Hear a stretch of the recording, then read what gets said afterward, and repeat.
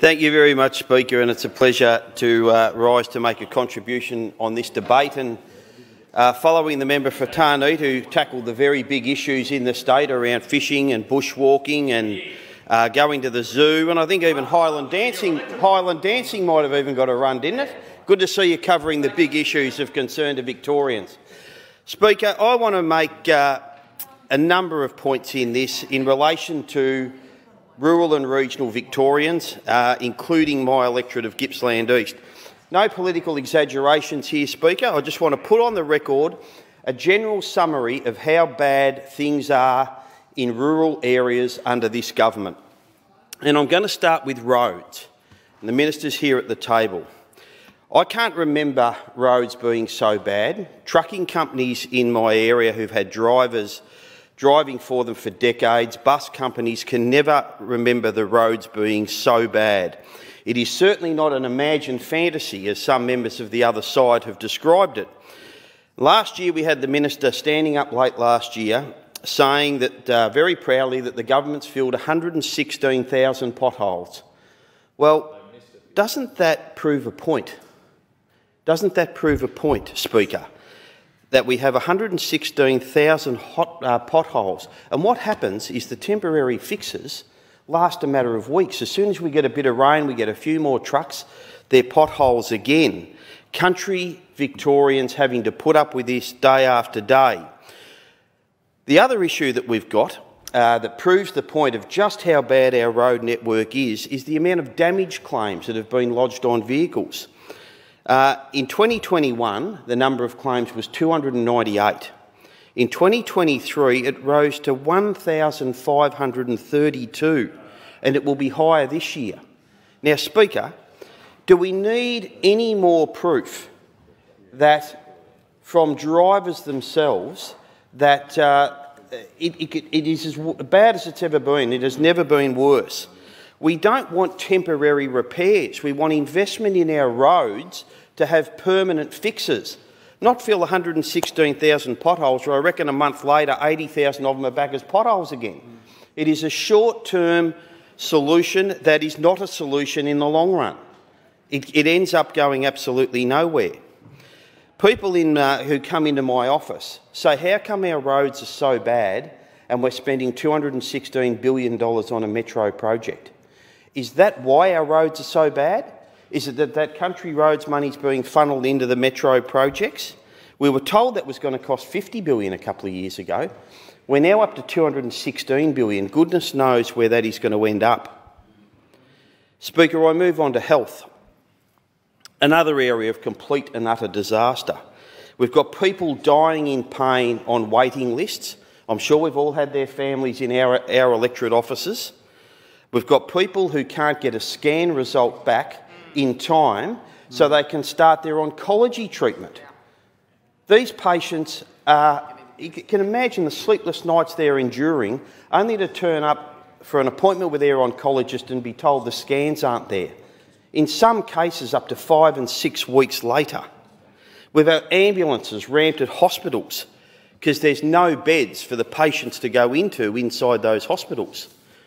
And Speaker, this isn't a knock on our medical staff. I know a lot of people who work at our hospital. They're fantastic people. They're doing their best, but they need more support. Now, the government, every time we raise something about health and the waiting list and the disastrous situation we're in, all we get back is, oh, we'll blame COVID. We're a few years down the track from COVID now, and we can't keep blaming COVID. We've got to fix the problem. With all this going on, the hospitals in my electorate, and I'm sure in other areas of the state as well, Speaker, are being told to cut their budgets. Trim your budgets. Now, they're being told, don't trim your budgets so that it impacts on any frontline services. Well, they haven't got a magic wand. How can you cut millions out of a country hospital budget and not impact your frontline services? That is fantasy land commentary coming from the Minister for Health if she expects what she has asked in her letters to country hospitals to be achieved. She's feeding them living in fantasy land. Our hospitals need more funding, more support. We've got to address these overlying problems. Again, people ask, why isn't there any money for health? Is it going into that rail link thingy in Melbourne? I can't go and get a coffee down the main street of Bairnsdale without someone mentioning that to me. Housing, you know, the public housing waiting list is out of control. It has grown massively in recent years. The government stands up in this place and beats its chest about its big housing build. But, Speaker, the big housing build to a large degree is a fantasy, because while they're building new homes, they're demolishing and selling off old stock. So the big housing build isn't the net gain that it's claimed to be on this side of the on that side of the chamber. It's almost deceitful. Since the commencement of the big housing build in 2021 and up until June 2023, there were 3,180 public housing homes disposed of either by sale or demolition. Do we hear about that?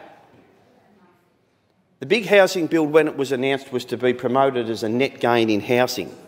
And we also, on top of that, with the homes that have been demolished and the few that have been built, Speaker, we've got a net loss of bedrooms, roofs over heads. There's actually been a net loss under the big housing build. In my patch, 2017, we had 933 public homes. 933 in my area of Gippsland. This year we've got 931. You've sold off more stock and demolished more stock than has been built. Absolutely ridiculous. And then we have the federal government coming out and announcing record immigration levels. I mean, the pressure that puts on all facets of society, but in particular our housing. We can't look after our own without having record levels of immigration coming into our country. It just doesn't work. Then we've got the repairs not being done to public housing. We heard from the member for Croydon in here yesterday, who spoke about the basic repairs not being done. Just an example, Speaker, of some of the slow timeframes. I've got an 89-year-old pensioner who lives alone in a little place called Cann River up in the east of the state. There's not a lot happens in Cann River, but it's a great little community. He's been without his television reception because of a glitch for 4 months. So this gentleman, his only source of entertainment, even call it company, an interaction with the outside world at age 91 on the pension is through watching the television. He's in a bushfire-prone area. It's where he gets his news every summer. 4 months he's been trying to talk to the department to get it fixed. No response. Got so many cases around my electorate of work not being done, work not being completed, fences pulled down, not put back up again, damage to properties not fixed. It's a joke. Speaker, rentals are a big part of our housing mix. And what have we done? Or what have you guys done over there? Speaker, or the government has done, I should say, Speaker. They've increased land tax on second residences. In a housing crisis and a homelessness crisis, who the hell thought this would be a good idea? Indeed. It drives landlords from the market. Indeed.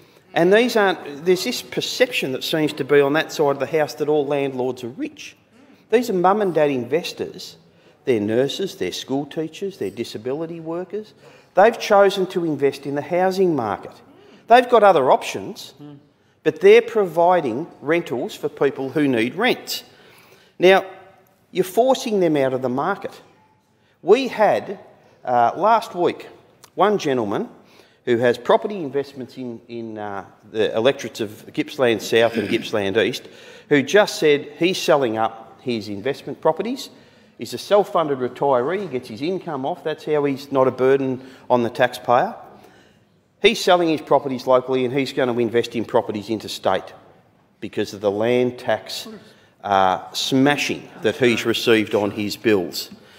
Not a wealthy man, just a self-retired pensioner trying to maintain his income levels. This policy also, if landlords choose to hang in, they're passing it on to renters, that additional cost. So then the rentals become unaffordable for renters. In the cases where they do sell, I'd suggest that there's very, very few of those sales being picked up by people on the public housing waiting list. They can't afford to live in homes. That's why they're on the public housing waiting list. So it is not putting residences back into the pool. I'd say they're being bought by people who can afford to pay the additional land tax. It's not helping the bottom end, as this government would have you believe. Then we've also got the impact on businesses. Had one publican in Gippsland East 2 days ago, when I was here in Parliament, sent me an email, bobbed up in my inbox, that his land tax on his pub has risen by 380% on last year. 380%. So he's asked me, what do I got to do to survive? What have I got to do to survive? He's in an area that was impacted by the bushfires a couple of years ago. He's now having to put up staff. Well done. In impacting employment levels in rural and regional areas. The timber industry decisions kicked us in the guts. We've had the fires go through, and now you introduce a land tax on commercial businesses that results in staff being put off. I mean, who the hell thought in a housing crisis, and when we've got to drive the economy to be stronger, that a land tax smashing is a good idea? I can't find anywhere where that is possibly a good idea. On that land tax, we've got a pensioner, a gentleman by the name of Robert Smith, whose driveway is on a separate title.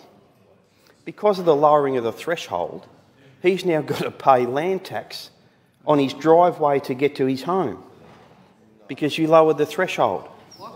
Can you believe that? No. Surely he's got to pay land tax now on his driveway for the first time because it's on a separate title.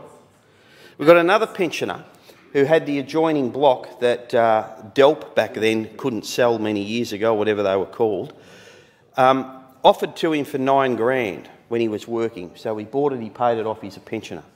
Now he's been hit with this land tax on his adjoining block of land because he's now having to pay under the reduced threshold. He can't afford to pay it. He cannot afford to pay it. What does he do? No one wanted to buy it years ago. No one will want to buy it now. He thought he was doing the government a favour, and now he's getting hammered. Other issues we got, Speaker, while I've got time. The justice system, massive delays for court hearings. Families having no real say in plea deals. We saw that story this week. Countless victims concerned about soft sentences. We need to make people accountable. The landlords and local communities shut out of renewable project approvals. That's not going to go well. Input from local communities helps get those decisions right. Now, I concede streamlining the process isn't a bad idea, but you can do that without cutting out local people from having their say in these projects. The wild dog program under threat. We've had a dingo in here this week to pat, for goodness sake. I'll show you some photos of what they do to the stock in my area. I've got sheep walking around with their intestines dragging on the ground that they're walking on top of, and we've got a dingo in here that we're patting. It is driving people off the land. We do not need more protections for wild dogs, and we do not need the removal of the buffer zone. It would be absolutely disastrous for our farming community in East Gippsland. Absolutely disastrous. They're breeding out of control in the wider bush. We've got timber workers still haven't received their packages. We've got those, oh yeah, that's funny, isn't it? We've got down the line businesses that were promised funds from the timber industry exit strategy, seed collectors. We've got people who weren't harvest and haulage contractors but drove trucks. One gentleman, I'm sure a few members of Parliament got this email around 10 days ago saying he's about to lose his home because as a seed collector who replenished the coops for Vic Forests, he's had no income. He was promised a package and a media release 4 or 5 months ago. He's heard nothing. The fire rebuild's not done. I've raised this in the chamber a number of times. Cape Conran, not done. We're over 4 years on, Speaker. 4 years after the fires. If it was on the banks of the Yarra River, it would have been fixed in weeks. 4 years. Campgrounds not open, boardwalks not fixed, bridges to campgrounds and Point Hicks not fixed by a government that doesn't give a stuff about the bush. The Premier said he would walk every way with us in the bushfire recovery, and over 4 years on, We've got so many projects not done and many not even started. Speaker, my grievance only touches on some of the massive problems we've got for this government in the country, and they need to take better care of the bush.